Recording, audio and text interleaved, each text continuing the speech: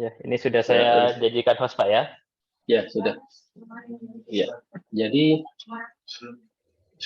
pada materi kali ini saya akan menerangkan dengan berbagai macam metode, ya. Ada dengan cara mempresentasikan, kemudian nanti ada wawancara atau tanya jawab gitu, dan juga ada praktek.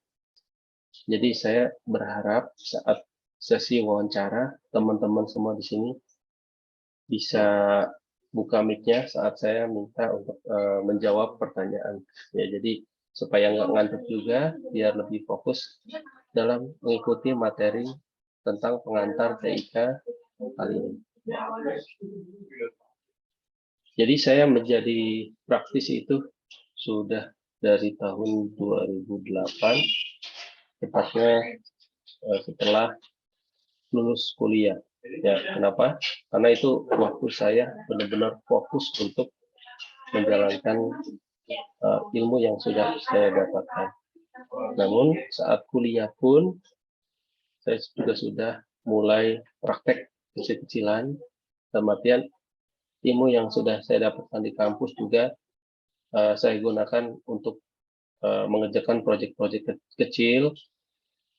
Saat itu adalah saya membuat website, ya, di tahun 2006 2007, ya, itu website pengadanya itu memang harus menggunakan programmer, ya, tidak semudah sekarang. Istilahnya aplikasinya sudah banyak untuk membuat company profile atau yang lain-lain. Kalau zaman dahulu ada sih yang gampang dari Blogspot atau dari WordPress, tapi memang customisasinya kurang gitu. Jadi memang butuh tangan programmer untuk kerjain, dan itu sangat besar sekali karena memang sedang populer, ya, terutama di tahun 2005 saja kita tahu bahwa YouTube itu sangat berkembang sekali, mengalahkan komputer-komputer lainnya yang sudah lebih dulu ada gitu, ya.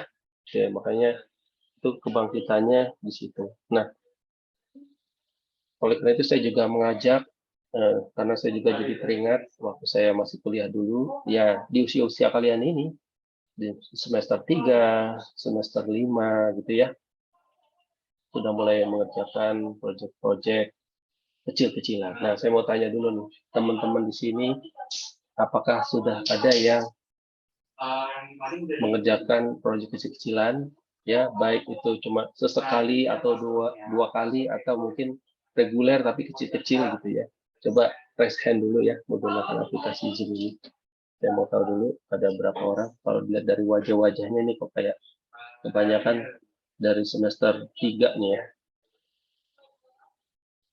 Coba angkat tangan dulu siapa yang sudah mulai freelance, ya, ngerjain kerjaan paruh waktu, entah itu kecil-kecilan gitu, ya, apa aja bebas. Coba raise hand dulu. Raise hand dulu, ada yang pernah nggak ngerjain proyek kecil-kecilan atau proyek reguler selama kalian jadi mahasiswa? Sudah ada? Apa belum? Belum, ya? Oke. Iya. Belum, Pak. Belum ada, ya? Oke, nggak apa-apa. Ya, mungkin kalian lagi fokus kuliah. Nggak apa-apa juga, fokus kuliah juga nggak apa-apa, atau mungkin sambil ngerjain proyek juga tidak mengapa, disesuaikan dengan ini juga waktu kalian juga. Kalau memang waktu kuliahnya banyak, ya mungkin tidak bisa ngerjain proyek di luar itu, karena yang paling utamanya adalah kuliahnya, ya, kuliahnya lulus tepat waktu dan IPK-nya melebihi dari standar minimal, ya, dari Kemdikbud. Kalau yang saya tahu dulu, ya, tapi ya dulu itu 2,75 gitu, ya, tapi jangan jangan ditarget 2,75, ya minimal 3 lah gitu kan IPK-nya, 3 lebih lah gitu, ya. Ya, mohon maaf kalau saya nanti agak pilek, agak batuk, kan memang masih belum sembuh, tapi mudah-mudahan nggak jadi kendala, ya, untuk materi kita kali ini. Coba share screen, ya.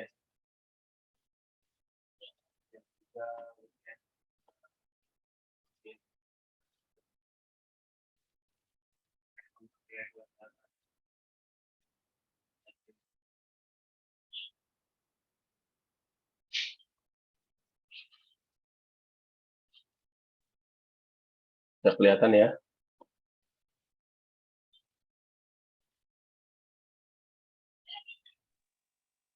Sudah muncul di layar kalian? Sudah, Pak. Sudah, Pak. Sudah ya? Oke. Ya, dari tampilan seperti ini, apakah teman-teman ada yang bisa mengenali kira-kira saya menggunakan aplikasi apa? Siapa aja boleh ngomong, ayo. Ya, kira-kira saya sedang menggunakan aplikasi apa ini?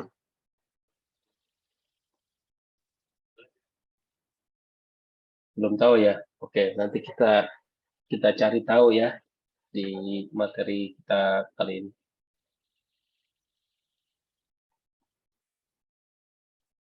Ya, judul kuliah kita adalah Pengantar Teknologi Informasi dan Komunikasi. Dan ini adalah website saya untuk menjalankan aktivitas freelance ya dari tahun 2008. Di sini webnya www.jaringankantor.com. Jadi dulu ini memang saya yang mengelola 100%.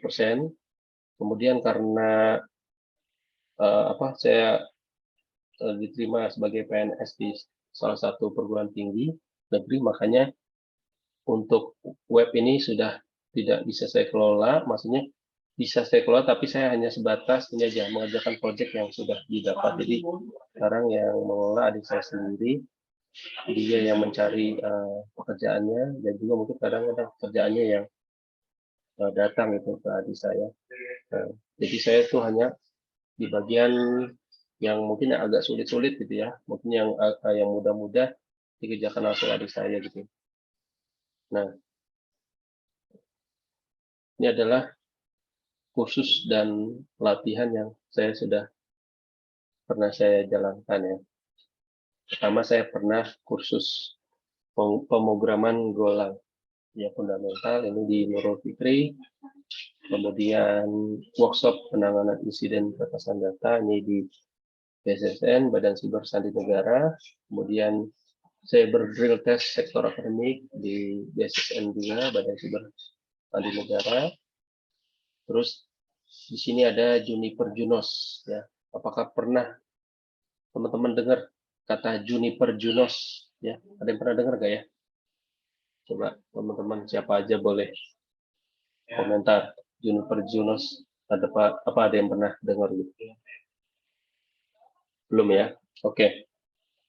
Jadi Juniper Junos ini adalah sebuah merek yang memproduksi perangkat-perangkat jaringan seperti switch, kemudian router ya, wireless, wifi dan lain-lain.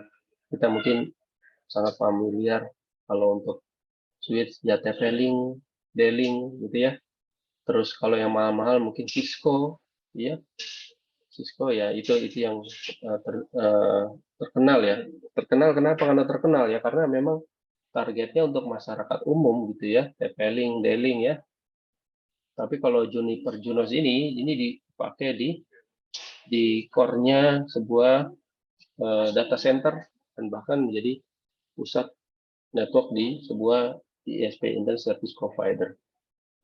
Ya, ini dari kehandalannya memang ini sangat bagus ya Juniper Junos ini.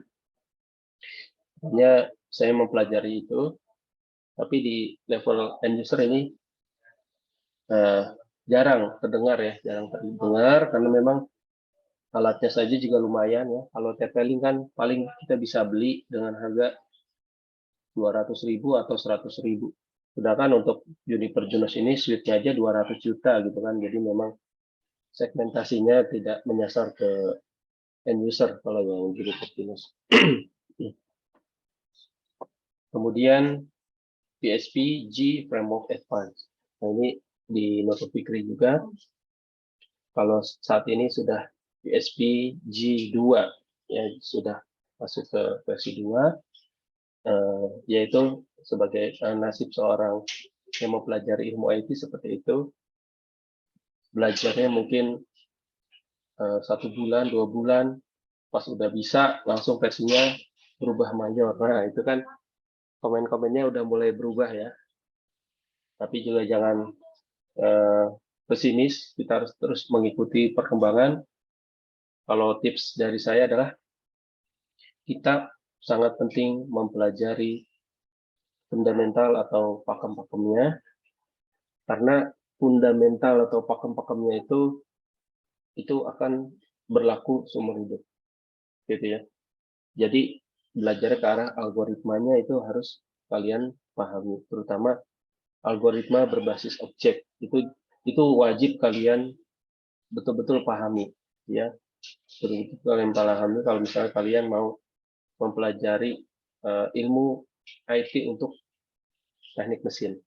Karena IT itu bukan hanya untuk orang IT saja, sekarang sudah masuk ke seluruh lini, baik itu bidang teknik mesin, apalagi ya banyak ya, kesehatan, ya, bahkan olahraga juga, ya semua emang harus bisa IT, gitu. Nah, kemudian saya juga pernah khusus untuk Linux Complete. Linux Complete di sini yang dulu saya pelajari adalah Linux untuk server, itu CentOS ya. CentOS dulu jadi satu jalur dengan Red Hat, namun saat ini dia sudah dihentikan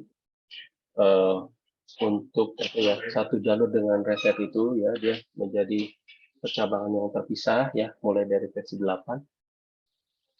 Terakhir itu versi 79 ya, untuk CentOS yang menurut saya sangat powerful, sangat stabil ya. Makanya saya juga masih menggunakan juga sih, walaupun 79 sudah lama, tapi saya lihat masih bagus ya. Dan untuk timeline-nya kayaknya bentar lagi bahkan diakhiri ya untuk CentOS gitu ya. Kecuali kalian mau ke CentOS 8 sekian, yaitu mungkin nanti nggak sama seperti dulu yang sangat powerful gitu.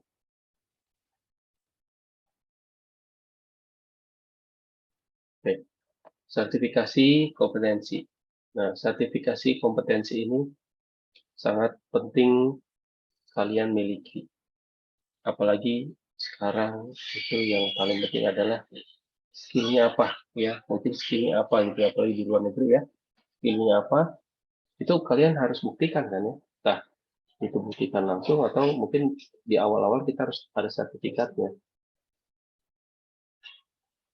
Bentar ya, bisa start dulu.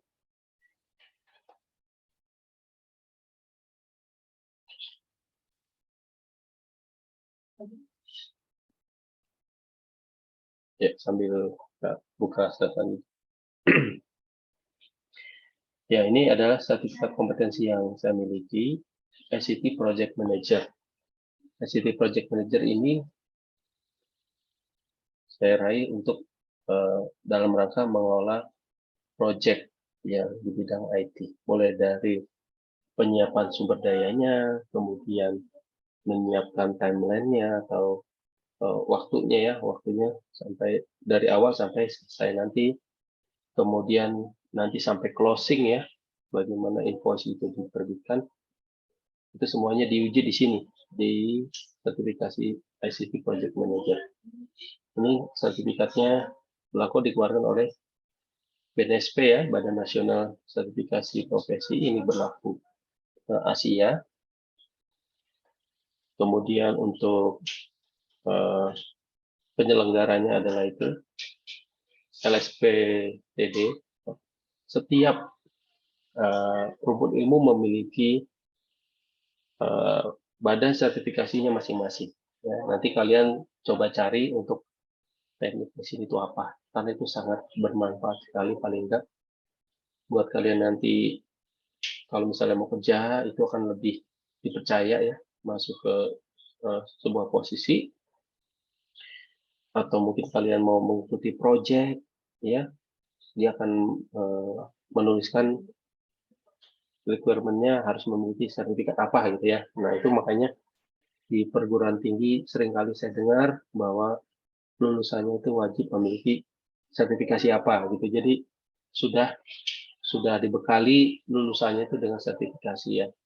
Namun itu sekali lagi tergantung dari institusi pendidikan yang meluluskan mahasiswanya. Jadi memang ada yang membekali, ada yang enggak gitu. Jadi selain memberikan ijazah, dia juga memberikan sertifikat kompetensi. Ya, kalau memang tidak dibekali oleh perguruan tinggi, baiknya kalian mencari sendiri gitu ya. Ya mungkin kalau teknik mesin apa ya, mengelas dalam air mungkin ya. Atau apa? Saya juga kurang paham ya untuk teknik mesin. Atau mungkin menggunakan editor AutoCAD ya, dan lain-lain ya. Terus di sini ada lagi sertifikasi sistem integrator. Integrator ini digunakan ya atau di assess untuk mempersiapkan orang dalam menangani konektivitas antara user sampai dengan penggunaan aplikasi berbasis online atau cloud, baik itu aplikasi ataupun media penyimpanan ya. Jadi di sistem integrator ini ya diuji di situ ya. Kita mulai dari portofolio kita atau latar belakang pekerjaan kita, kemudian nanti ada wawancara dan ada tes tulis. Nah, kemudian kita juga memiliki sertifikat kompetensi network administrator utama. Ini ada 3 level di network administrator utama, ada yang network administrator muda, media, dan utama.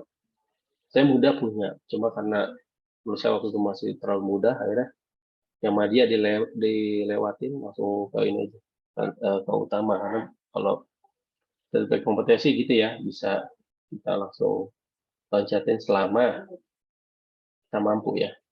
Kita kan bisa lihat list-listnya gitu ya, kira-kira mampu apa enggak gitu ya. Ya cara melihatnya gimana? Ya nanti saya jelasin ya. Saya lanjut dulu ke network security analysis. Ya. Network security analysis ini digunakan untuk menganalisis ya ancaman-ancaman yang terjadi pada sebuah jaringan dan bagaimana kita melakukan nanti pemulihan data ya, terus bagaimana meningkatkan keamanannya. Nah, saya coba kasih lihat dulu untuk melihat ininya ya, kompetensinya. Contoh network administrator utama DNSP.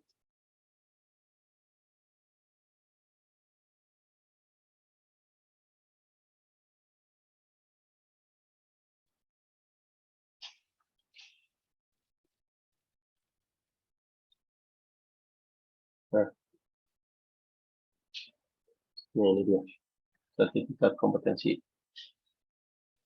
Nah, ini kita bisa baca nanti. Ada kalau yang tadi network administrator utama, ini sebentar yang utama bukan. Oh ini ada beberapa macam. Saya coba lihat ini aja.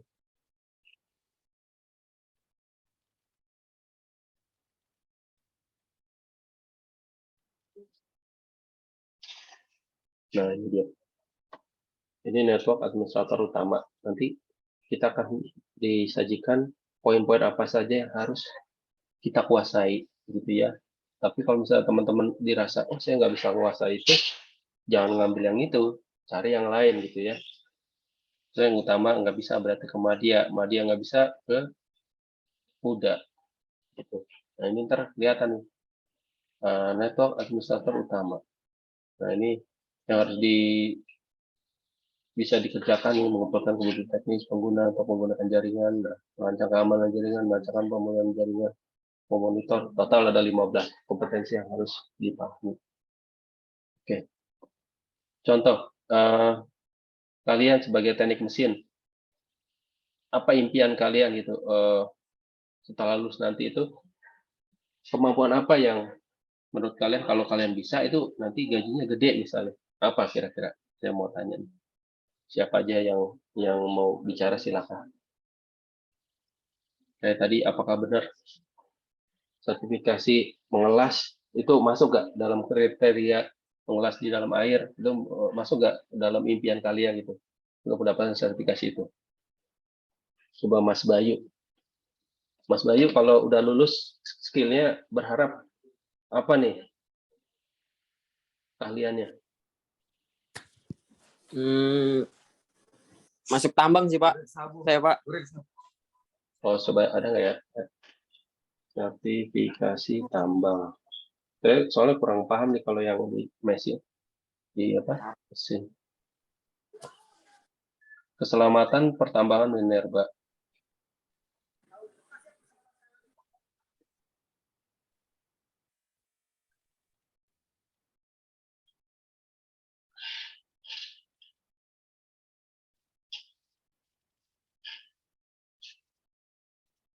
Coba buka ya.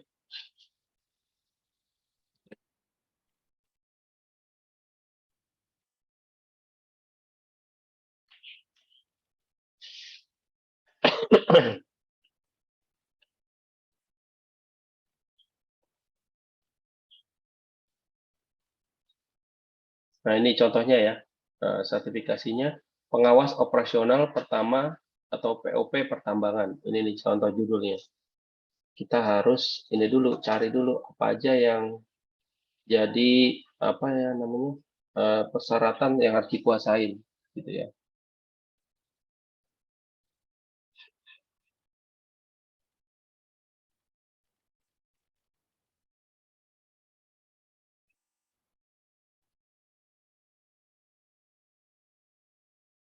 Nah, coba deh dulu cari ya.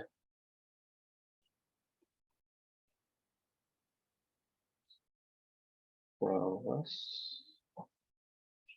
nasional pertama.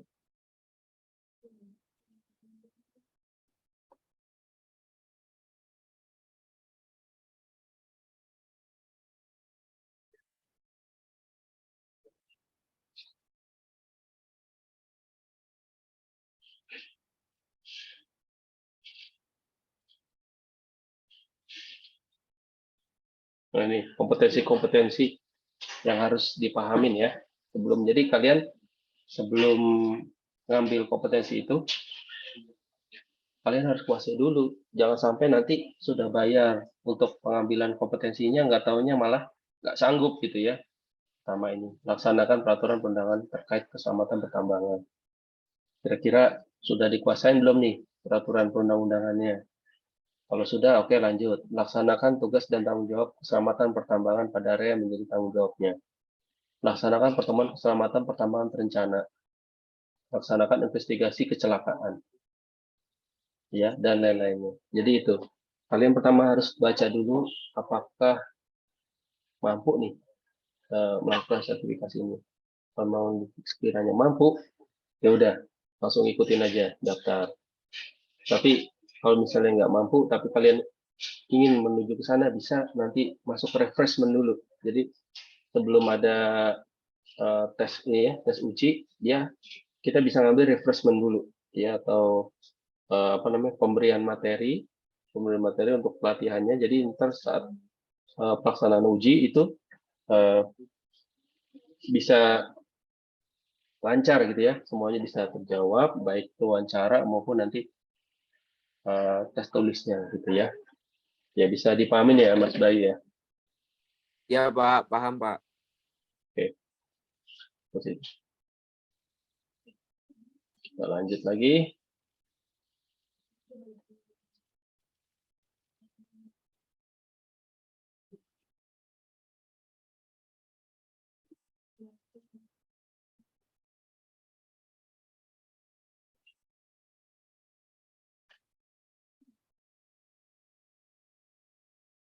Ya, ini adalah pengalaman saya di dunia freelance yang pernah saya lakukan. Pernah instalasi server, router, switch di Badan Intelijen dan Keamanan Kepolisian Negara Republik Indonesia, instalasi jaringan komputer, pusat penerangan markas besar TNI atau Mabes TNI, instalasi jaringan dan setting edge router Telkomasinet BGP untuk server Balai Besar Karantina Pertanian Soekarno-Hatta, kemudian membangun server di Direktorat Pembinaan SMA Kemdikbud, kemudian instalasi lab bahasa SMP Negeri se-Kabupaten Bogor, total ada 46 sekolah SMP. Nah, dan lain-lain selengkapnya ada di web saya, itu www.jaringankantor.com. Oke, selanjutnya kita masuk penjelasan materi dari 1 sampai 4 supaya nanti kalian juga bisa menyiapkan kira-kira apa yang harus disiapkan ya. Jadi saat nanti pertemuan selanjutnya bisa lebih siap. Di pertemuan 1 ini kita akan membahas tentang media penyimpanan cloud, terus editor Office untuk berkolaborasi. Jadi ini masuk ke dalam CP kalian ya, atau capaian pembelajaran untuk penyimpanan cloud. Ini posisinya ada di paling terakhir atau pertemuan terakhir.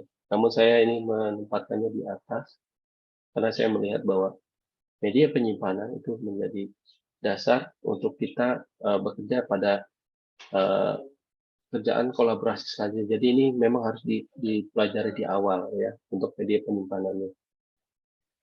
Kemudian di pertemuan 1 kita akan membahas tentang editor Office untuk berkolaborasi. Nanti saya akan jelaskan tentang apa saja yang ada untuk editor Office terkini dan bisa digunakan juga untuk berkolaborasi. Pada materi pertemuan kedua, kita akan menggunakan dataset ojek online. Pada materi kedua ini, kalian diharapkan membawa laptop masing-masing, baik itu laptop pribadi maupun laptop lab, dan jika tidak ada, misalnya bisa menggunakan handphone, ya dipersilakan menggunakan handphone. Namun saya merasa kalau pakai handphone itu lebih sulit untuk untuk menjalankan aplikasinya. Jadi saran saya menggunakan laptop. Nah, setelah kita menyiapkan datasetnya, jadi datasetnya saya yang menyiapkan sebenarnya. Jadi kalian nanti tinggal copy paste saja. Ada beberapa file yang harus di copy paste. Selanjutnya kita akan praktek ya, praktek menggunakan Google Sheet ya pada dataset ojek online ini. Materi pertemuan ketiga, kita akan membahas topologi STAR, jaringan Wi-Fi terkini, jaringan 4G, dan juga jaringan 5G. Di materi pertemuan keempat, kita akan praktek membuat jaringan lokal menggunakan paket tracer. Paket tracer ini adalah aplikasi ya, jadi nanti kalian coba download dulu ya, download, cari Google paket tracer. Ya, ingat ya, paket tracer. Ini saya salah ketik nih, bukannya packer nih, paket aja. Paket tracer. Nah, kalau ketik di Google biasanya dikasih tahu gitu. Penulisan yang benarnya apa gitu ya. Nah, paket tracer dicari, terus di-download, terus diinstal.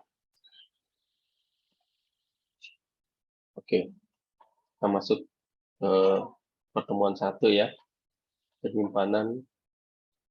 media penyimpanan cloud ya. Yang kita ketahui bersama bahwa kita biasanya menyimpannya itu ada di laptop atau di flash disk. Namun untuk di dunia kerja, penyimpanan di laptop atau di flash disk itu memang masih digunakan. Namun itu akan mempersulit saat kita melakukan kolaborasi. Apalagi pekerjaan-pekerjaan yang dilakukan secara tim, maka tidak ada pilihan lain selain kita menggunakan media penyimpanan secara cloud. Gitu ya. Selain itu, media penyimpanan cloud juga dia sangat membantu kita dalam meminimalisir resiko.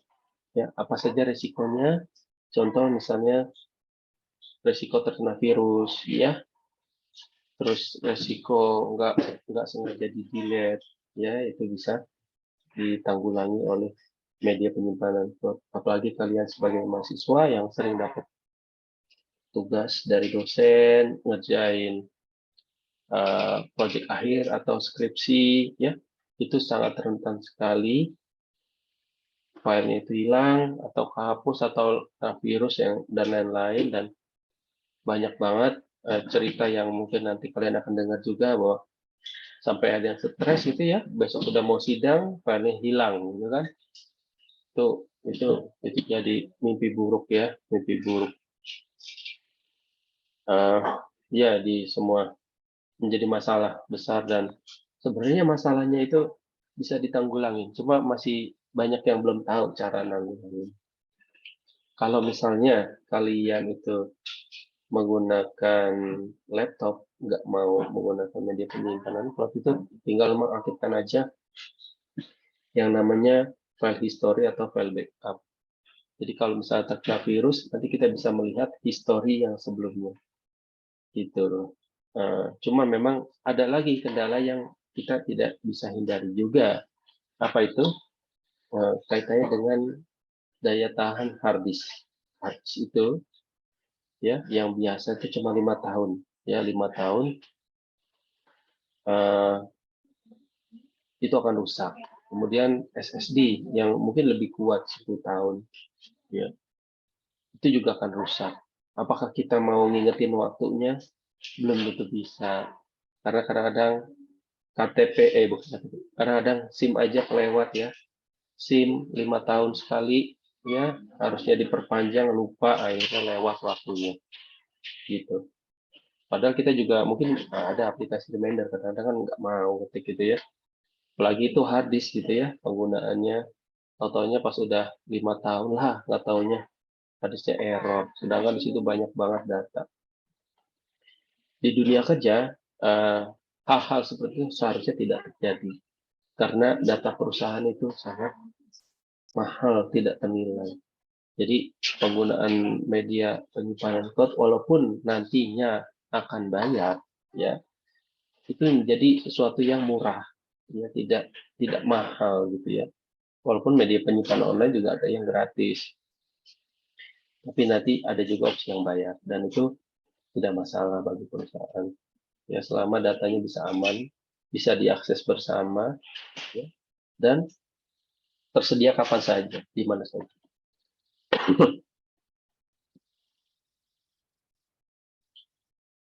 Ya, selain untuk menyimpan data ya, dia bermanfaat untuk kolaborasi. Karena kalau kita bicara kolaborasi, tentu saja penyimpanan datanya juga harus online, ya, tidak bisa di laptop masing-masing. Kalau misalkan kita bicara share file, pakai workgroup, oke. Saat kalian buka file itu, dibuka lagi sama orang lain, itu akan error, nggak bisa gitu. Jadi emang nggak cocok kalau untuk proyek kolaborasi digunakan file biasa, jadi paling harus file online. Nah, secara praktis ya, jadi saya akan jelaskannya praktis ya, karena memang untuk teori saya kurang begitu memahami, jadi saya mungkin penjelasannya nanti lebih ke arah untuk praktek sehari-hari.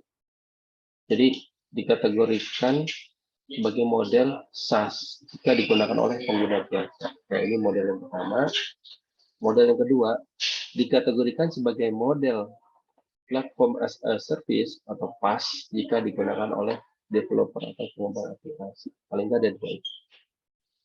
Padahal ada 4 sebenarnya. Ada on-premise, ada IaaS, ada PaaS, ada SaaS. Gitu ya. Tapi mungkin untuk materi kali ini lebih cocoknya di 2 itu aja yang tadi ya. Ada SaaS dan ada PaaS. Yang SaaS itu biasa digunakan oleh pengguna biasa, yang PaaS digunakan oleh developer. Coba kalian bayangkan dulu, bayangkan kira-kira apa ya software yang digunakan untuk media penyimpanan, tapi untuk user biasa, ya, user biasa. Terus bayangkan juga kira-kira apa ya media penyimpanan yang digunakan oleh pengembang. Coba bayangkan dulu, dan mungkin nanti kalian akan terbesit di dalam pikiran kalian, oh ya itu aplikasinya. Nah, saya coba jelaskan lebih detail dulu secara teknis. Ini perbedaan antara SaaS sama PaaS secara teknis. Yang di bagian oranye ini artinya kalian yang manage ya, yang bagian hijau ini berarti vendor atau penyedia yang manage itu ya. Di bagian SaaS semuanya itu yang manage vendor ya. Jadi memang dia dalam bentuk software yang siap pakai atau siap digunakan.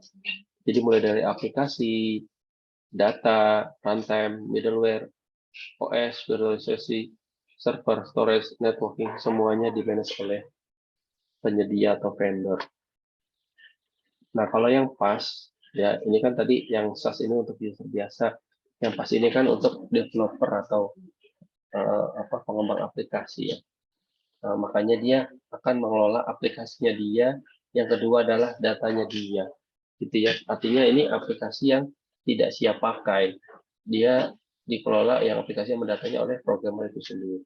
Sedangkan runtime, middleware, virtualisasi, server, storage, dan networking ini dikelola oleh penyedia atau vendor. Oke, supaya nggak ngantuk, saya coba mulai wawancara atau tanya jawab ya. Saya coba lihat dulu siapa yang aktif sekarang. Coba Mas Krisna Ari. Mas Krisna Ari, dengar suara saya? Mas Krisna Ari. Mas Krisna Ari.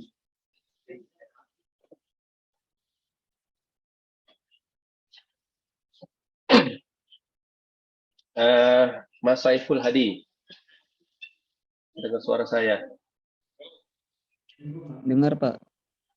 Oke, mudah-mudahan nyimak apa yang saya jelaskan tadi. Coba sebutkan contoh media penyimpanan software as a service. Ini biasanya digunakan oleh pengguna biasa. Kira-kira contoh softwarenya apa? Atau aplikasinya apa? Ya, media penyimpanan software as a service. Kira-kira apa, Mas? Yang dia dalam pikirannya aja gitu. Jadi itu media penyimpanan. Tapi kita tinggal gunain aja gitu. Kita nggak repot-repot coding aplikasi atau datanya. Kira-kira apa itu? Google Drive, Pak. Oh iya, betul sekali. Ya, terima kasih Mas Saiful Hadi. Ya, selanjutnya Mas Bilal Arif. Mas Bilal Arif Wahyudi. Tadi Mas Saiful Hadi dari semester 3 ya? Iya, Pak.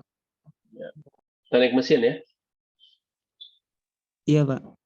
Oke. Mas Bilal Arif, apa dengar suara saya? Dengar, Pak. Oke. Coba Mas kasih satu contoh aja Mas. Media penyimpanan online dengan model software as a service. Kira-kira apa Mas? OneDrive. Ya, betul. Oke. Ini sama ya dari semester 3 ya? Semester 5, Pak. Oh, semester 5. Oke. Nah, terima kasih Mas. Ikadek Adi Saputra. Ya, Pak. Ya, bisa berikan saya satu contoh untuk Office media 365. Office 365. Oke, tapi lebih spesifiknya adalah di OneDrive ya. Kan tadi Office 365 di editornya ya. Oke, terima kasih. Dari semester berapa nih Mas? Soalnya saya NIM-nya nggak kebaca. Saya dari semester 5. Semester 5, oke. Kemudian Mas Daivan Firdausi. Iya, Pak. Ya, kira-kira apa contohnya Mas? Media penyimpanan online dengan model software as a service.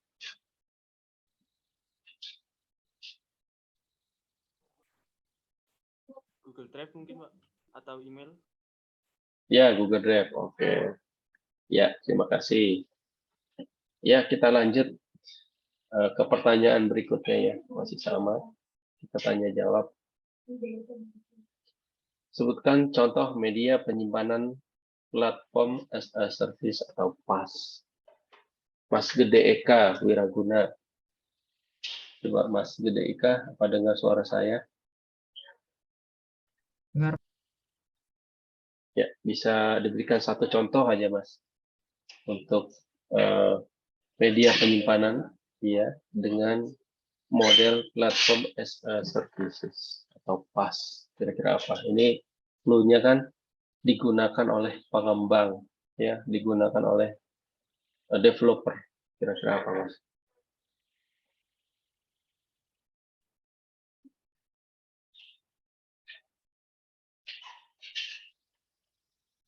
Dropbox, Pak.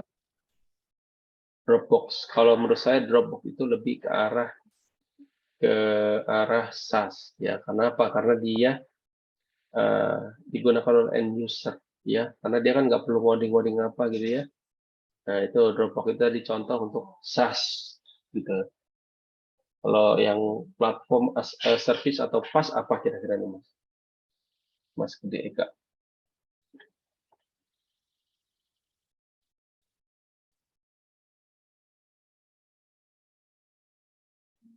Kurang tahu, Pak. Oke, ya, apa-apa, Mas. Ya, terima kasih, Mas Gede Eka dari semester berapa? 3. Semester 3. Oke, sudah. Selanjutnya Mas Bayu W. Mas Bayu W.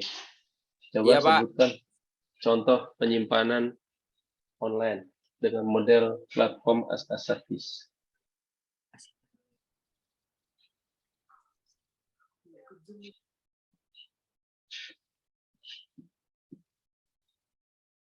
Apa kira-kira, Mas?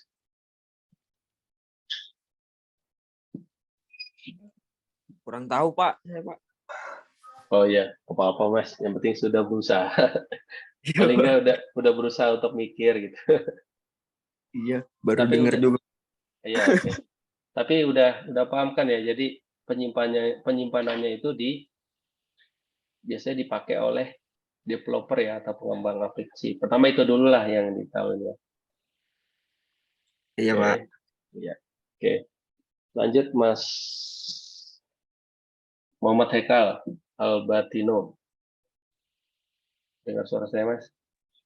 Ya, Pak. Ya, bisa dikasih satu contoh, Mas. Media penyimpanan online dengan model platform as a service. Biasanya dipakai oleh developer atau pengembang aplikasi.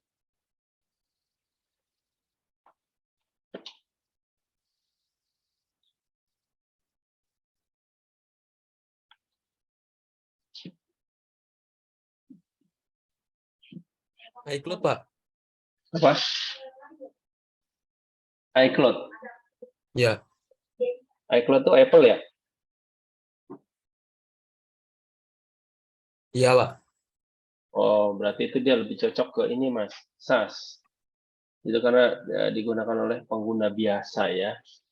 Dia nggak perlu ngoding kan dalam menggunakan aplikasi itu. Dia tinggal naruh aja file gitu kan. Benar kan? Kayak Google Drive dia kan. Dia tinggal tempel, Pak. Oh iya, oke. Berarti dia masuknya sebenarnya SaaS. Oke. Kalau begitu kita bahas di slide berikutnya. Terima kasih Mas Muhammad Eka. Ini adalah contoh media penyimpanan online dengan model software as a services. Pertama adalah Google Drive, ya. Jadi Google Drive ini kita tinggal pakai, ya, nggak perlu ngoding, kita tinggal bisa naruh di situ, ya. Nah, karena ini Google Drive sebagai media penyimpanan untuk beraktivitas selanjutnya, waktu itu saya mau tahu dulu dari teman-teman di sini siapa yang sudah punya akun Google Drive. Coba raise hand aja. Kita cuma ini doang mau tahu jumlahnya aja. Nggak saya tanya. Saya bilang kita cuma mau tahu jumlahnya aja. Coba raise hand yang sudah punya Google Drive. Google Drive. Oke. Kalau kalian yang belum paham tentang Google Drive, nggak saya tanya, saya cuma pengen tahu aja jumlahnya. Jadi Google Drive ini otomatis kita dapatkan kalau kita memiliki akun Gmail, gitu ya. Jadi kalau kalian yang menggunakan emailnya itu Gmail, otomatis juga memiliki Google Drive. Nah, coba diulang lagi resennya berapa persen sih, saya mau tahu, karena ini ada kaitannya sama praktek kita selanjutnya. Saya khawatirnya kalau misalnya jumlahnya terlalu sedikit, berarti kan nggak bisa nih kita praktek gitu. Oke, kalau dilihat 30% ya. Sorry. 1, 2, 3. Oh iya, 30% ya. Iya, jadi teman-teman, saya juga kurang paham nih, teman-teman di sini biasanya emailnya pakai apa? Apa pakai email institusi ITN atau pakai Yahoo atau Hotmail atau apa, saya kurang paham. Namun saya yakin kalau teman-teman di sini bisa membuat akun Gmail. Jadi setelah ini mungkin kalian buatlah akun Gmail ya, supaya nanti untuk kegiatan kuliah kita selanjutnya nggak ada kendala ya, karena nanti kita berkolaborasi menggunakan akun Google Drive ya. Editornya bawaan dari Google Drive, jadi nanti saya harapan saya sih semuanya sudah punya akunnya gitu ya. Ya, jadi Google Drive ini merupakan media penyimpanan yang pada dasarnya gratis dengan catatan penggunanya tidak lebih dari 15 giga. 15 giga ini adalah penggabungan untuk semua layanan yang ada di Google, baik itu Google Drive, email, Google Photos, dan lain-lain. Jadi totalnya 15. Kalau kalian lebih dari 15 giga, itu pastinya dikenakan charge ya, dan di perusahaan itu sudah biasa menggunakan Google Drive ini. Saya coba kasih contoh ya. Berapa sih biaya untuk akun Google Drive? Ini kita kasih lihat contohnya ya, biar kalian tahu gambarannya.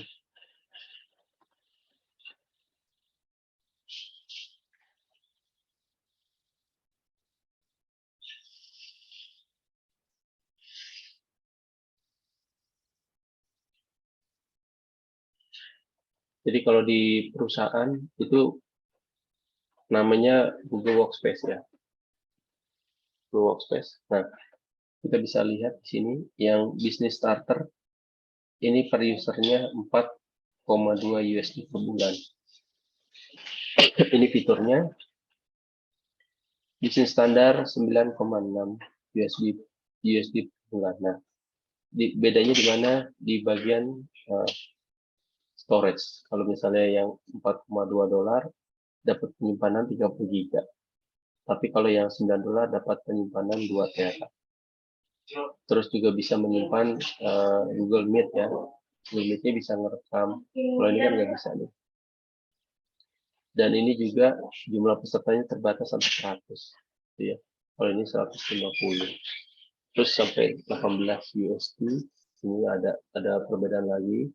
Jumlah penyimpanannya segini. Jadi bayangkan aja kalau misalkan dalam satu perusahaan atau skala kecil aja ya, misalnya perusahaan kecil yang jumlah penggunanya itu ada 20 orang, berarti yang dikeluarkan per bulannya sekitar 180 USD ya, 100 ya, mungkin 250-an lah ya, 250-an USD. Kalau diusahakan itu udah termasuk pajak ya. Ya, biaya pengeluaran untuk Workspace atau email ya sekitar 3 jutaan per bulan. Itu jumlah yang kecil karena manfaat yang didapatkan juga banyak. Salah satunya adalah datanya jadi aman, kemungkinan untuk hilang atau errornya kecil.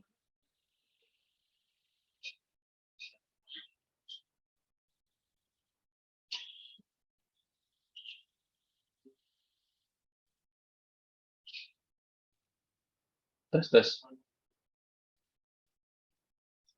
Tes, tes, halo. Halo, halo. Halo, halo.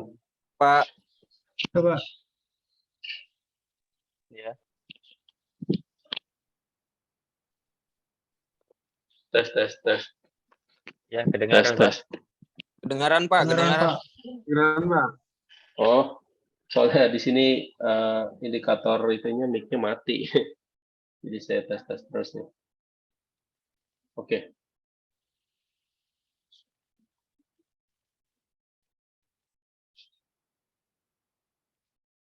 Ya, ini gambarannya ya. Perusahaan kecil dia mau mengeluarkan 3 jutaan per bulan. Tentu saja ini lebih besar daripada tarif internetnya. Kalau untuk perusahaan kecil biasanya ngeluarin uang sekitar 1 jutaan per bulan. Nah, yang untuk pengaturan datanya kita 3 jutaan ini. Bayangkan kalau ada 1000 ya, oh itu bisa gede lagi. Tapi biasanya ada diskon kalau banyak.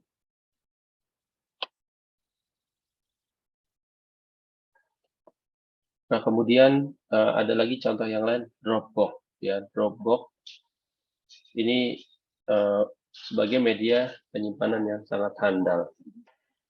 Terkenal lebih handal daripada Google Drive, tapi memang memiliki kekurangan. Dia tidak memiliki fitur kolaborasi yang sebagus Google Drive, gitu ya. Karena dia memang fokusnya untuk penyimpanan file, gitu ya, Dropbox ini. Terus contoh yang lain ada OneDrive. OneDrive ini keluaran dari Microsoft. Jadi untuk penyimpanan di OneDrive, untuk editornya dia menggunakan namanya Office 365. Kalau di Google, penyimpanannya Google Drive, penyimpanannya Google Drive, editornya itu disebut dengan Google Doc, gitu ya. Saya ketiga-tiganya menggunakan. Jadi yang Google Drive saya pergunakan dengan penggunaan 2 tera, karena jumlahnya 2 terabyte. Dropbox nggak terlalu besar karena saya menggunakan akun gratis. Nah, yang Google Drive ini pakai yang education. Kalau yang OneDrive ini yang berbayar.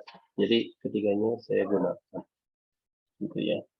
Nah, Google Drive ini memiliki 2 pengaturan untuk penyimpanan. Pertama, dia sinkronisasi. Artinya apa?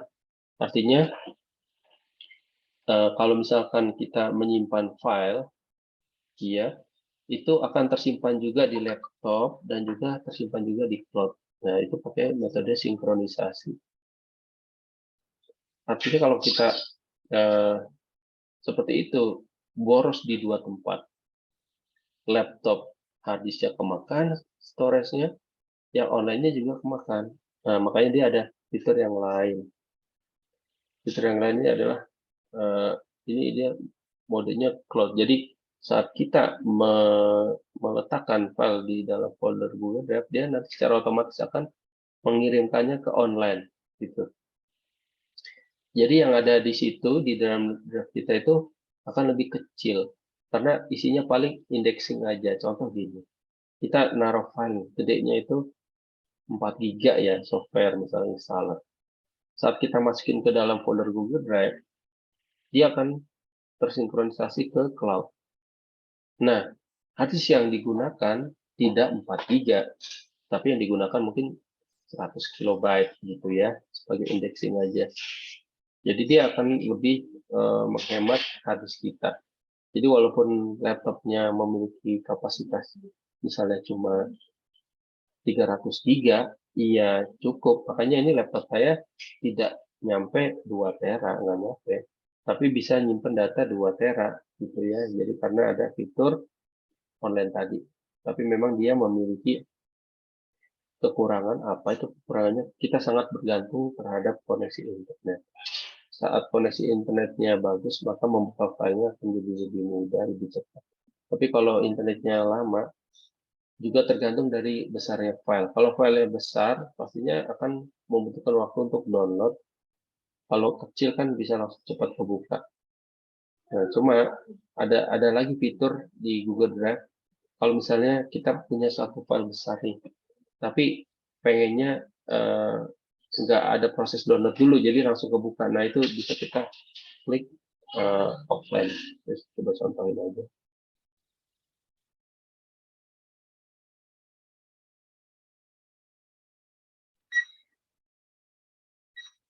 Nah, contoh ini, ya, contoh ini.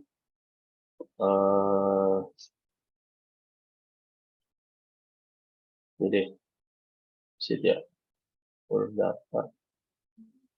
Nah, ini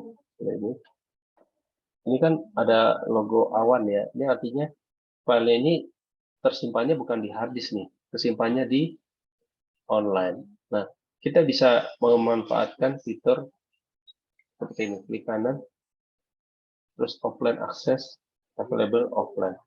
Jadi artinya selain ini ditaruh di online, tapi ini juga ditaruh di dalam hard disk. Saat kita melakukan edit, ini nanti filenya bisa langsung teredit di sini. Nah, terus saat ada koneksi internet baru dia sinkronisasi ke cloud gitu. Jadi ini bisa lebih cepat kita aksesnya. Cuma memang catatannya penggunaan harddisknya juga jadi semakin besar. Cuma kan ini pilihan ya filenya, nggak semua file. Jadi kita bisa atur mau satu file aja atau 2 file gitu. Lanjut. Di Dropbox juga sama ya, ada fitur yang seperti tadi, karena mereka pastinya bersaing, saling ngintip-ngintipan gitu, antara Google Drive, Dropbox, sama OneDrive. Dulu Google Drive mungkin bisa dikalahkan jauh oleh Dropbox, tapi karena dia juga ngintip kok Dropbox bagus ya, kehandalan untuk penyimpanan, makanya dia juga memperbarui software-nya. Jadi dia sekarang juga tidak kalah kecepatannya dari Google Drive. Tapi memang yang OneDrive ini untuk sinkronisasi file masih payah. Apalagi kalau kita menggunakannya di Linux itu akan sangat payah sekali. Tapi saya yakin kalau dia sudah mulai melihat kekurangannya, pasti dia akan memperbaiki bugs-nya atau error-nya. Gitu. Nah, kemudian ini contoh media penyimpanan dengan model platform as a service atau PaaS. Ini ada Google App Engine ya. Ini merupakan salah satu bagian dari GCP, Google Cloud Platform. Jadi dalam Google Platform ada banyak fitur ya yang bisa dipakai. Ada Google App Engine, terus ada Google Compute ya, dan yang lainnya. Jadi dia masuk ke dalam platform as a service. Dia lebih cocok untuk aplikasi monolitik atau aplikasi yang jadi single core-nya cuma satu ya. Kalau sekarang kan pengembangan aplikasi lebih ke arah web service ya. Jadi aplikasi itu ada banyak terpecah kecil-kecil ya. Jadi saling berkomunikasinya menggunakan API. Nah, kalau yang ini masih pakai monolitik. Nah, ini dia masih masuk dalam kategori PaaS. Terus ada Heroku. Heroku ini juga sama, kurang lebih sama seperti Google App Engine. Artinya nanti programmer itu hanya memikirkan bagaimana dia mengoding. Ya. Jadi untuk penyimpanannya, bandwidth-nya itu semuanya akan diatur oleh Google atau Heroku. Terus di sini juga ada yang namanya Windows Azure. Windows Azure ini ya tentunya dari Windows ya. Kalau kita berlangganan license ya dengan opsi tertentu, biasanya juga dapat Windows Azure ini. Ya, fungsinya sama seperti yang lain. Ya, jadi kita bisa menghostingkan aplikasi kita ke sistem mereka, dan mereka yang memikirkan bagaimana jaringannya, listriknya, dan lain-lain.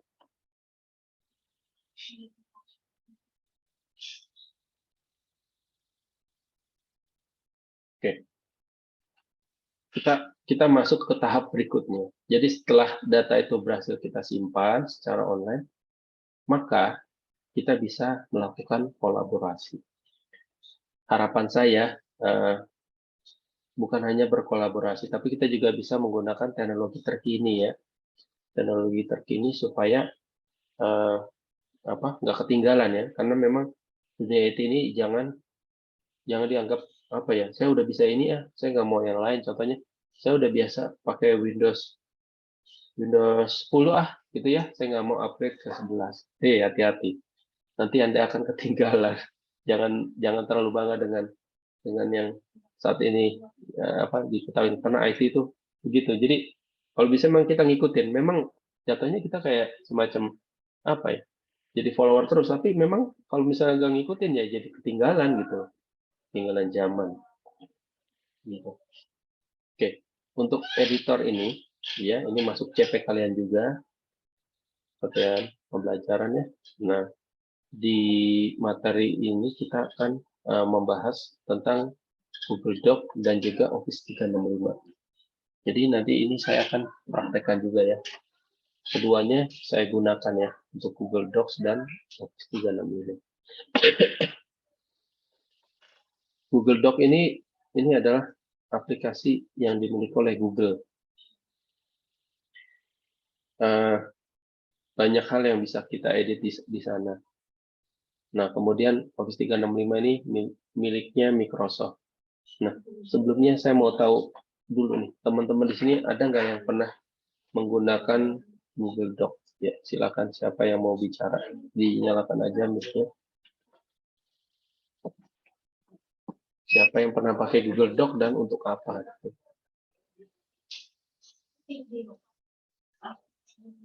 Ya, silakan Mas yang di sini yang mau bicara, dinyalakan aja mic-nya. Pernah atau enggak pakai Google Docs ya, dan digunakan untuk apa? Karena ini penting banget, akan menunjang materi kita selanjutnya. Jadi ini mau harus lebih ditajamin lagi di bagian Google Docs. Ya, ada yang mau bicara? Silakan. Mas Ahmad Faisal Bahri, silakan Mas.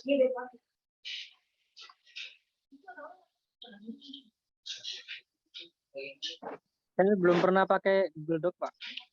Oh, belum pernah ya? Tapi akun Gmail punya? Punya. Oke, ya nggak apa-apa Mas. Yang penting punya akunnya dulu. Oke, Mas Diki Bagus.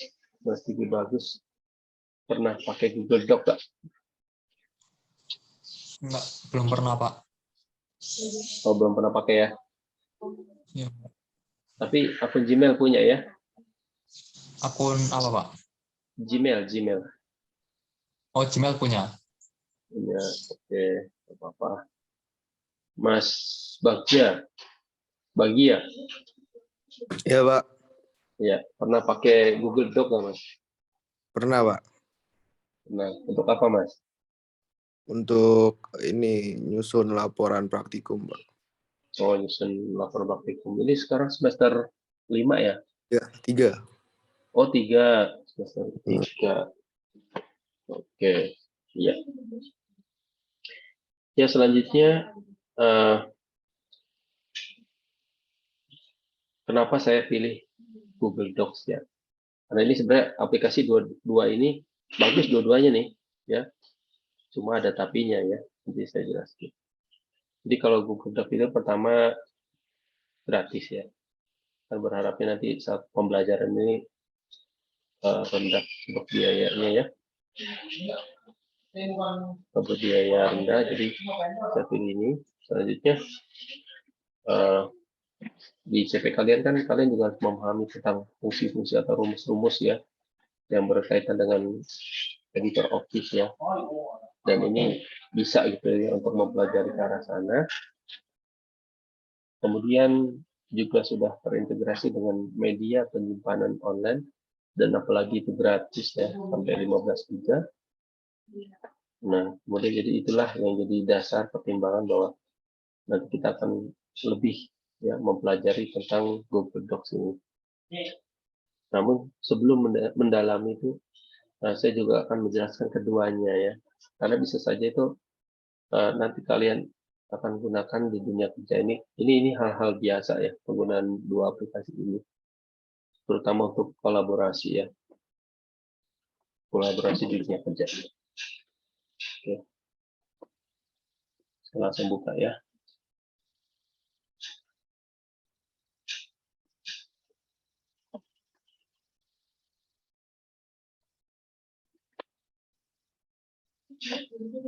Ya, ini adalah Google Doc ya. Google Doc itu memiliki beberapa tipe file. Ada dokumen, kemudian ada spreadsheet, terus ada slide, kemudian ada formulir. Ya, kita masuk ke itu dulu ya, ke dokumen. Dokumen atau kalau saya mempermudah supaya kalian juga mudah memahaminya, ini sama seperti Word, tapi nggak sama banget, masih jauh gitu lah ya, masih jauh, cuma fitur-fiturnya sudah mengarah ke sana lah gitu ya.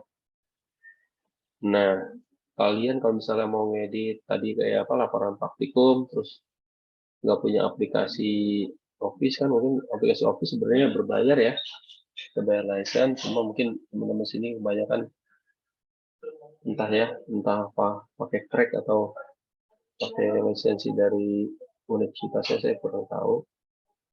Tapi kalau memang sekiranya tidak memungkinkan untuk melakukan itu, kalian bisa menggunakan Google Dokumen yang ada di Google Doc ini.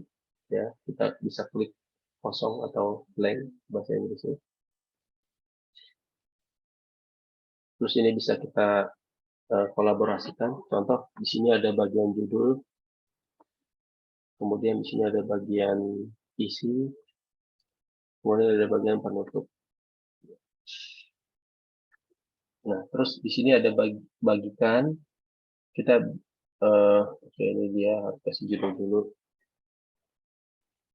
Ya, kita mau bagikan ke teman kita, ini sebagai editor, komentar atau pelihat.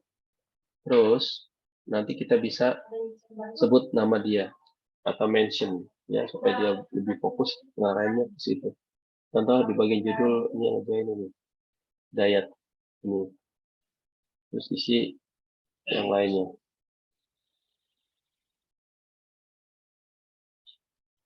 Nah, begitu. Jadi nanti dia akan lebih fokus ke sini.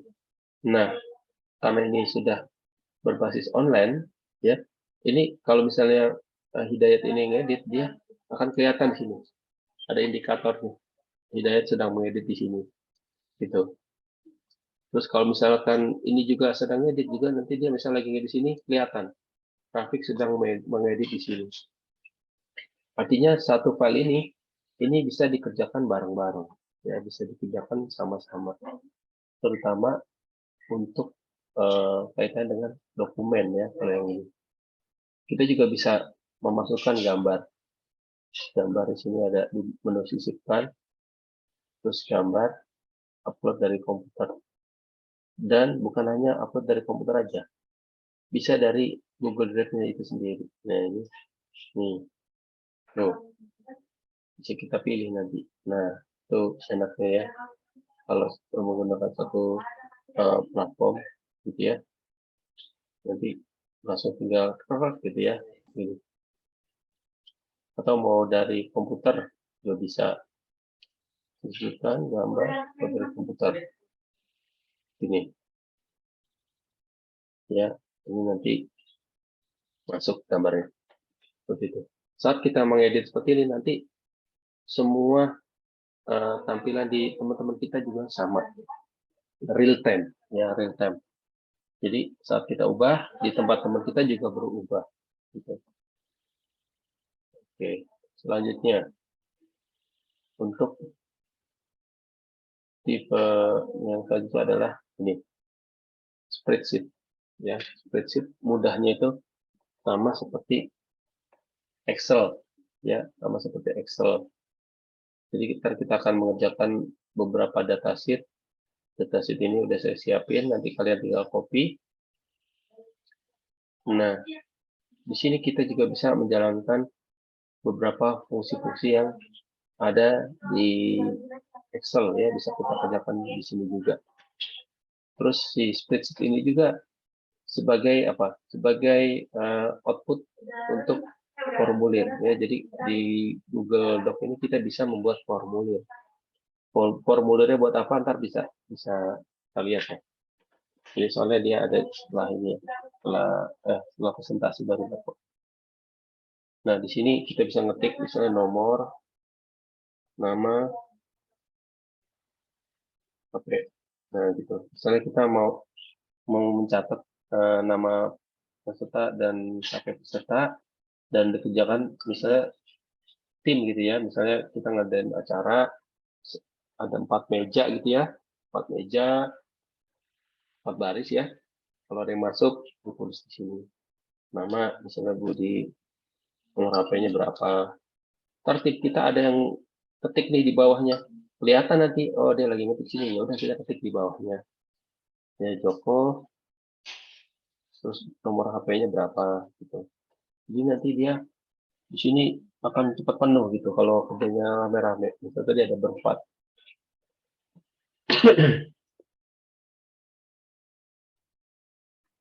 Terus juga bisa menyisipkan rumus dan lain-lain. Nanti kita akan lebih bahas lebih detail lagi pertemuan berikutnya ya, untuk datasheet ojek online. Oke, itu. Terus selanjutnya ada slide.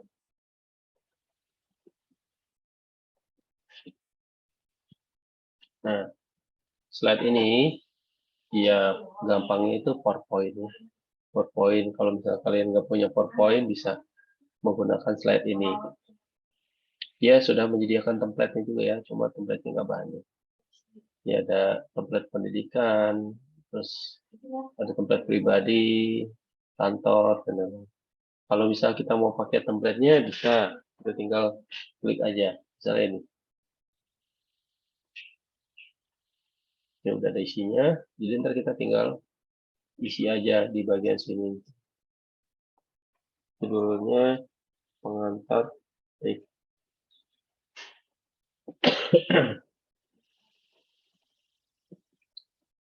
Ntar sini edit. Nah setelah edit kita bisa juga bagikan, misalnya di slide 1 teman kita ngerjain slide 2, nah kita sebutin aja namanya siapa di sini. Terus setelah udah kita bagikan, udah diedit, ini bisa langsung di slide seperti tampilannya. Tuh. Ya sama kayak PowerPoint kan ya. Bisa kita slideshow ke atas dan ke bawah.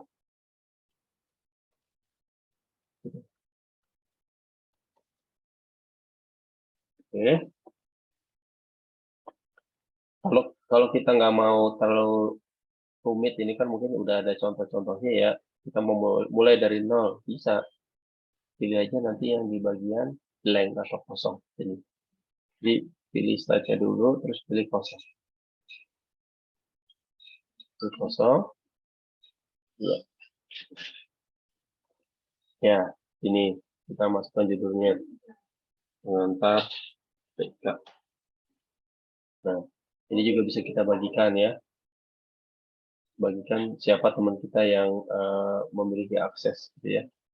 Terus habis itu setelah selesai kita bisa slideshow. Nah, seperti itu. Selanjutnya, setelah slide ada lagi formulir ya, formulir. Di formulir ini biasanya digunakan untuk misalnya mengisi presensi. Kalian mungkin pernah lah ya mengisi presensi dari Google Form ini, pernah kan ya? Nah, Pak. Nah, ya artinya kalian pernah menggunakan Google Docs sebenarnya, cuma mungkin nggak paham ya karena Google Docs itu rangkaian filenya itu ada banyak tadi ya, ada yang dokumen, ada yang spreadsheet, ada yang slide, ada yang formulir. Gitu. Kalau kalian misalnya mau bikin daftar hadir, itu sudah disediakan template-nya di sini. Cuma sekali lagi kalau template itu dia kan udah ada kata-katanya, jadi kita harus ngedit itu kan ya. Di sini juga ada menentukan waktu. Menentukan waktu ini kayak misalnya kalian ada 10 orang, terus 10 ini waktu untuk siap menjalankan kegiatan itu beda-beda. Nah, itu nanti bisa pakai template ini. Jadi ntar orangnya milih dia bisa kapan. Nah, ntar ketemu tuh waktu yang samaan itu kapan. Informasi kontak juga bisa ada di sini ya untuk template-nya. Tapi kalau nggak mau pakai template yang disediakan, bisa kita pilih yang kosong aja. Kosong nanti dibuat aja judulnya form daftar hadir. Gitu. Terus kalau misalnya kita pengen mengatur supaya satu akun Gmail itu hanya bisa ngisi sekali, ya di bagian setelan, ini nanti kita bisa setting kayak begini.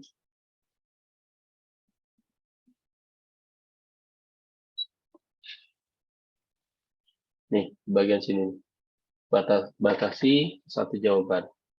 Nah, nanti dia hanya satu akun, hanya satu kali mengisi. Cuma konsekuensinya nanti saat membuka Google Form ini, user ini akan diminta login dulu, gitu ya.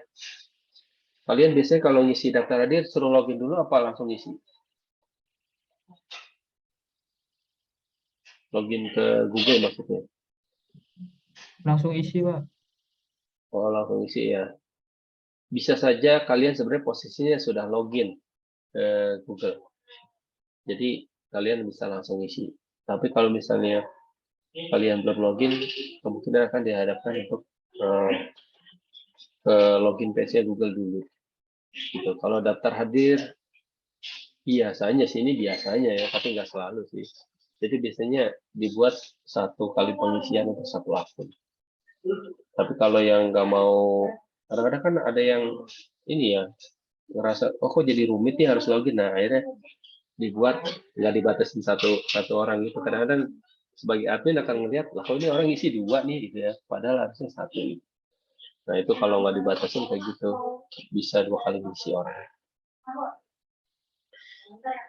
Oke, nah output dari formulir ini itu bentuknya spreadsheet ya, jadi nanti akan balik lagi ke sini, gitu ya. Itu untuk Google Doc. Sekarang kita bahas Office 365 ya, Office 365. Office 365 itu aplikasi Microsoft. Kita bisa aksesnya di sini di office.com. Dia menjanjikan tampilannya sama dalam tanda kutip dengan Microsoft Office yang ada di desktop. Kenapa saya bilang demikian? Karena dari tampilan, oke, bisa dibilang itu mirip. Namun saat kita menggunakannya, karena ada perbedaan. Contohnya saat kita ngedrag itu, ya nggak sestabil kalau di desktop, ya. Tapi coba kita lihat ya. Kita coba create, ya. Ini dokumen. Ya. Ya, ini tampilannya mirip dengan Office 365. Ini yang versi online-nya, saya coba buka yang versi desktop-nya ya, atau yang install. Nah, ini seperti ini.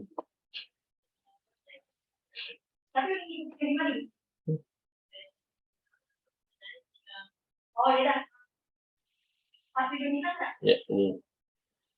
Ada home, insert, layout, reference, review, view, help. Ada home, insert, draw. Ini beda draw ya. Design, layout, reference, mailing, review, view, help. Ya. Gitu ya. Jadi perbedaannya gitu.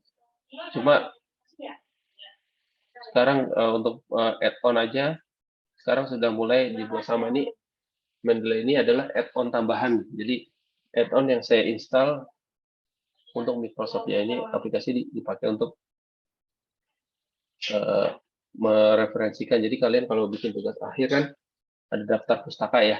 Daftar pustaka itu akan lebih mudah jika menggunakan software tambahan seperti Mendeley ini.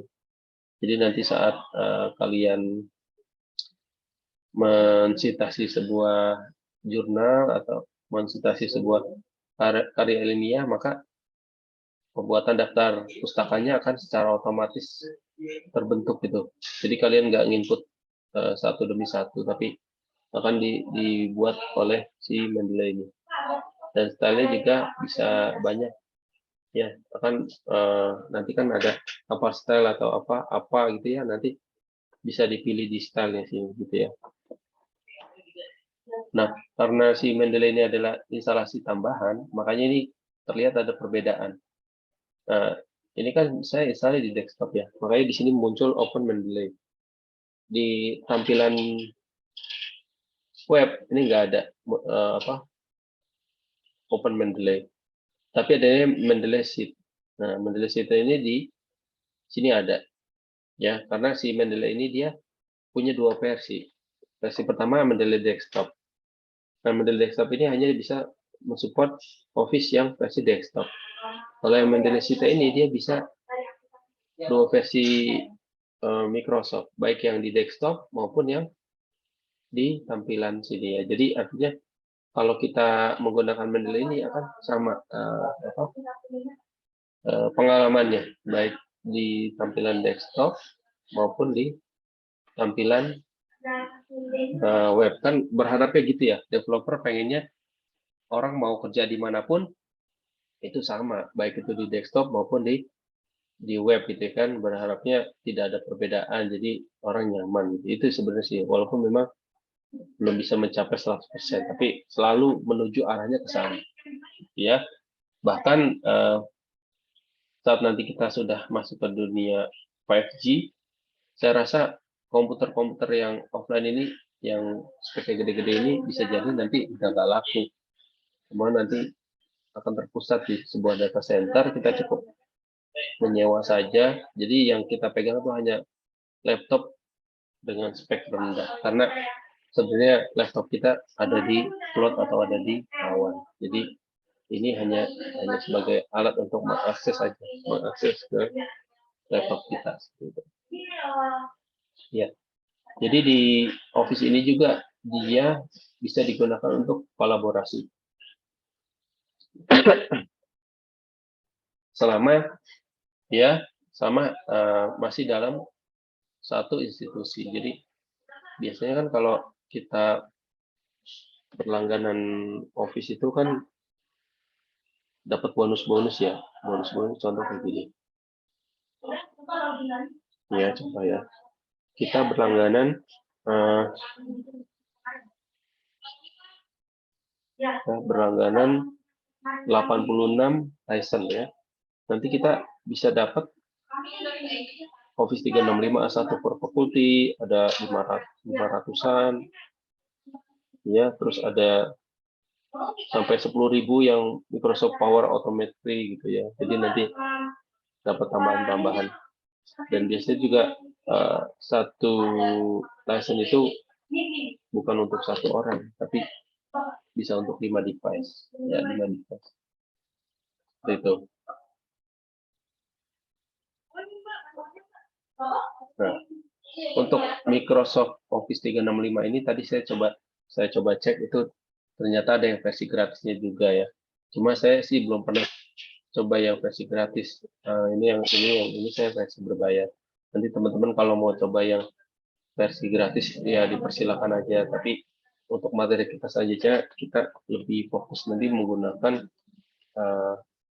aplikasinya Google ya, baik itu Google Drive, kemudian Google Docs ya. Google Docs tadi ada beberapa, dan kita akan lebih banyak menggunakan dataset ojek online ya, yang mudah-mudahan nanti bisa mengcover kebutuhan pembelajaran kita untuk pengantar TIK.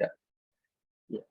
Demikian dulu materi dari saya. Mudah-mudahan materi yang saya sampaikan bisa menjadi pembuka cakrawala teman-teman untuk mengenalkan seperti apakah TIK di dunia kerja saat ini, dan akan lebih memikirkan lagi gap antara dunia kerja dan juga dunia pendidikan.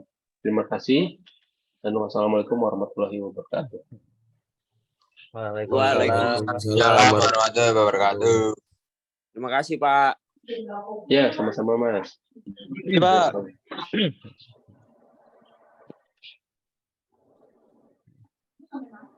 Saya kembalikan lagi ya. Bapak Gerard. Ya Pak, terima kasih Pak. Ya Pak Nur, nanti boleh saya minta ininya Pak, rekamannya ternyata tadi yang waktu kelas A ini rekaman saya cuma sampai yang saya jadi host saja gitu. Iya, siap. Saya Iya. rekam. Iya Pak. Screenshotnya juga saya ambil Oh, iya. setiap jam mulai sama jam close-nya. Ya, terima kasih banyak Pak ya. Ya Pak, untuk masalah jadwal apakah ada ini Pak? Mungkin ada penyesuaian lagi atau bagaimana? Kalau untuk jadwal kayaknya seperti ini aja Pak, nanti saya berusaha jauh lebih pagi lagi Pak, gitu aja sih. Oh, berarti untuk jadwal tetap seperti ini aja Pak ya? Oke. Iya. Oke. Ya, oke kalau gitu Pak ya. Ya, terima kasih banyak Pak Nur. Ya, terima kasih Pak Gerard, terima kasih teman-teman semua. Ya, silakan mungkin yang bagi mau live meeting.